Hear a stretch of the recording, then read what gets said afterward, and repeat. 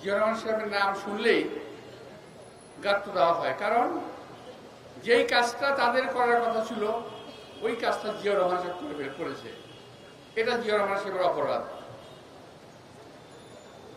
প্রিয় ভাইরা, আজকের দিনে পরম দয়ালু পূর্ণিম আল্লাহ তাআলার কাছে আমি তার আত্মার মাগফিরাত কামনা করছি। আল্লাহ তাআলা তাকে যেন বেহেশত নসিব করেন।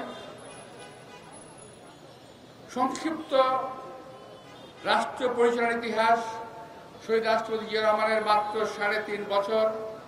এই 3.5 বছরে উনি বাংলাদেশকে যা দিয়ে গিয়েছেন, তলাবিহীন ঝুড়ি থেকে যেখানে উঠিয়ে এনেছিলেন বাংলাদেশকে, সেই বাংলাদেশকে আবারও তলাবিহীন করে ফেলেছে আজকের এই সরকার। সেই বাংলাদেশে আজকেও তলাবিহীন ঝুড়ি করে ফেলেছে এই সরকার।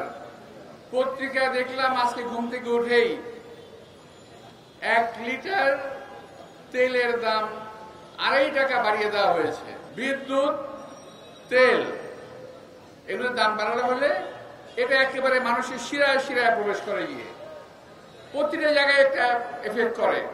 তো ওই বাংলাদেশের এত দুরবস্থা কেন? এই বাংলাদেশ আজকে লুটেরাদের রাজত্ব কায়েম হয়েছে। বাইরে আগে শুনতাম বর্গিরা দেশে আসতো, লুট করে চলে যেত। এখন বর্গিরাই ক্ষমতায় বসে গেছে। তারা লুট করে চলে যায় না, তারা লুট করে সম্পদ দেশের বাইরে পাচার করে দেয়। সেই বর্গিরা ক্ষমতায় আছে এখন।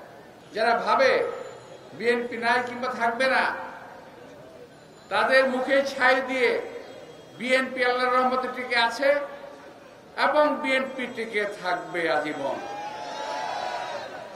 বিএনপি মানুষের মননে মগজে টিকে আছে, টিকে থাকবে।